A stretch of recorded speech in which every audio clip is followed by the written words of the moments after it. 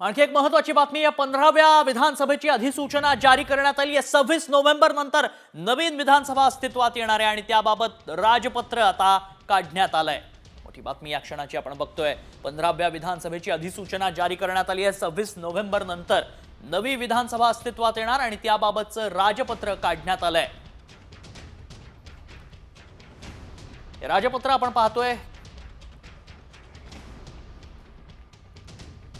23 तारखेला निकाल लागलाय, त्यामुळे आता पुढच्या या 2 दिवसात घडामोडी घडतील आणि 26 तारखेनंतर अधिसूचना जारी करण्यात आली आहे। नवी विधानसभा अस्तित्वात येण्यासाठी ही अधिसूचना काढण्यात आली आहे। अधिक माहिती जाणून घेऊ आमचे प्रतिनिधी सुनील काळे यांच्याकडून। सुनील, अधिसूचना काढण्यात आल्याचं पाहायला मिळतंय, घडामोडी वेगाने घडतायत।